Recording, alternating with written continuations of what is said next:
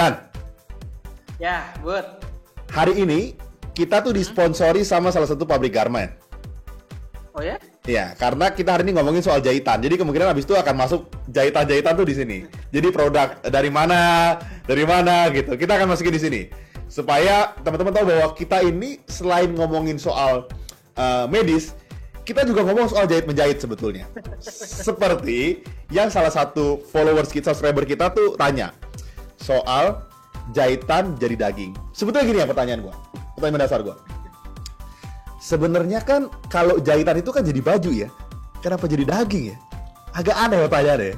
Nah, Kenapa sih yang endorse kita tuh bukannya itu singa, tahu nggak? Mesin jahit singa. Gila, jadul banget ya. jadul banget ya.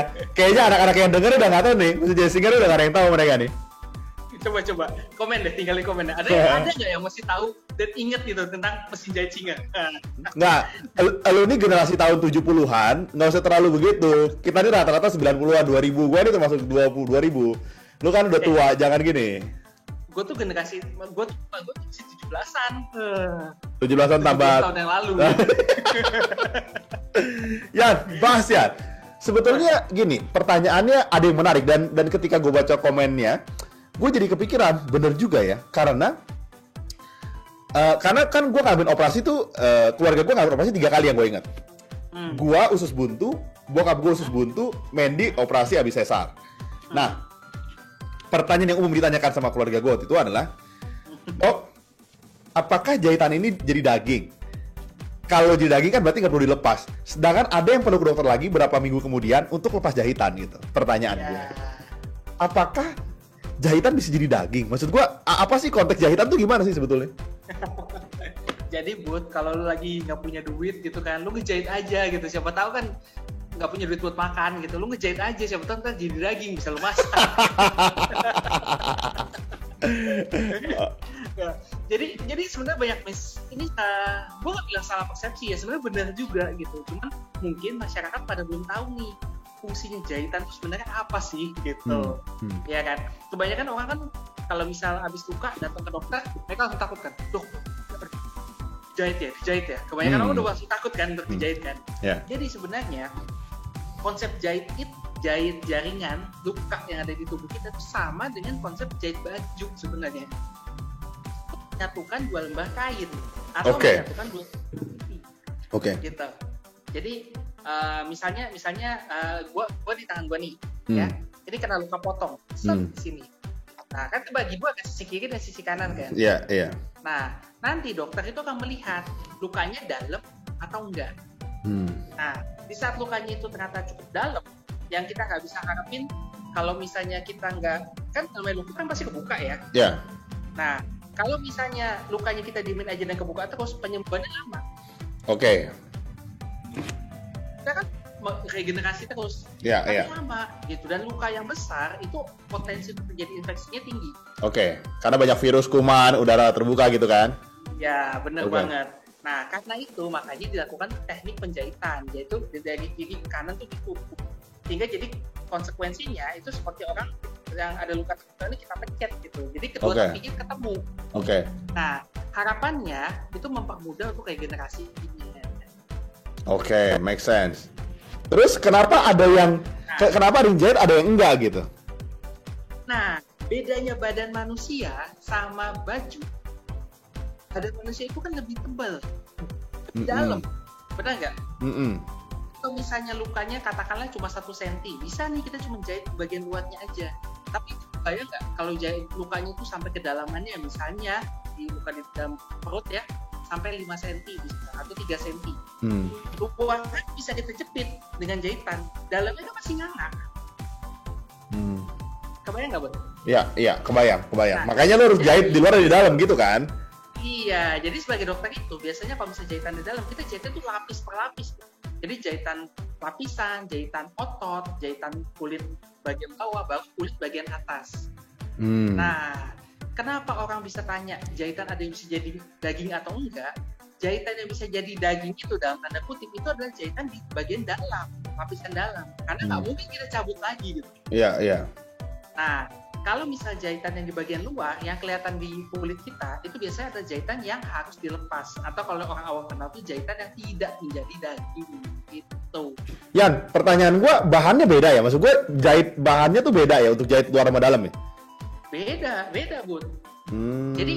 Jadi kalau misalnya yang di bagian dalam itu memang dia bisa kita sebut seperti diserap, absorpsi oleh tubuh kita. Jadi ujung-ujungnya benangnya itu kan hilang.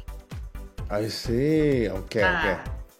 Persepsinya adalah dia menjadi daging, kunci awalnya. Nah kalau yang bagian luar itu walaupun dia itu sebenarnya lebih kuat Bud. Karena kulit kita kan lebih elastis ya, dan dia pada saat jahitan itu di luar dia terpapar udara, kotoran di luar, sehingga kita harapkan jahitan itu bisa lebih kuat. Makanya jahitan yang itu biarpun kuat dia tidak bisa diabsorpsi, dia harus kita lepaskan secara manual. Gue tanya gini, gue ada begini. Kalau misalnya jahitan luar itu dipakai yang dalam juga nggak bisa, karena kurang kuat. Kan pengennya jadi daging, jadi nggak usah dilepas gitu. Pernah nggak ada kejadian gitu nggak maksud gue? Jahitan luar tapi berubah jadi daging gitu. Gimana jahitan luar? Tapi bahannya pakai yang dalam. Maksud gue supaya nggak usah dilepas. Iya dong. Itu sama aja kayak lu nanya, boleh nggak gimana ya? Gue susah ngejelasin Bud, soalnya pertanyaan tuh bodoh banget. Bener dong, maksud gue yang dalam buat jahit di luar. Jadi gini, lu sekali jahit lu gak usah balik ke dokter lagi, gak usah buang duit lagi. Kan kalau ke dokter buang duit administrasi, kadang-kadang kan mata duitan juga kayak lu. Jadi maksud gue nggak usah. Jadi yang langsung pakai sekalian aja, jadi harus jadi daging. Nggak, maksud gue pernah ada nggak kejadian gitu? Atau nggak ada tuh, dokter nggak pernah ada metode seperti itu? Tidak boleh? Bud, jadi kalau misalnya lu tanya benang dalam dipakai untuk kejahit yang luar, itu nggak bisa jelas, karena salah indikasinya. Oke. Gitu. Yang kita khawatirkan nanti itu, jadi jahitannya nggak kuat, benangnya keburu putus, padahal kulitnya itu belum nyatu. I see. Gitu. Nah, tapi ada nih beberapa trik.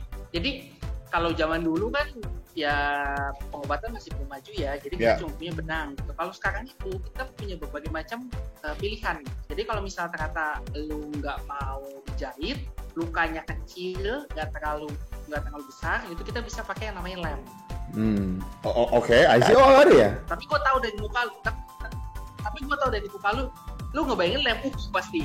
Bukan nih Bud ya, ini bukan lem kanji juga bukan. Oke. Ini adalah kayak semacam lem jaringan yang itu juga bisa diserap dalam tubuh.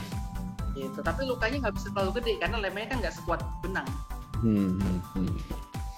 I see. Oke. Berarti sebetulnya gini dong Yan. Semua yang mengalami luka dalam pasti jahitannya ada dua. Nggak mungkin kan dia hanya jahit luar doang tanpa jahit dalam. Betul nggak logikanya gitu? Bisa aja kalau lukanya nggak dalam. Oh, di luar. Maksudnya kalau lukanya nggak dalam, kalau dia berharap itu sembuh sendiri tetap susah. Tetap prefer dijahit luar gitu ya? Jadi ada kayak semacam ukurannya biasanya Bud ya. Tapi gampangnya gini aja deh. Pada saat lukanya itu lu nggak sentuh, kedua tepinya ketemu nggak?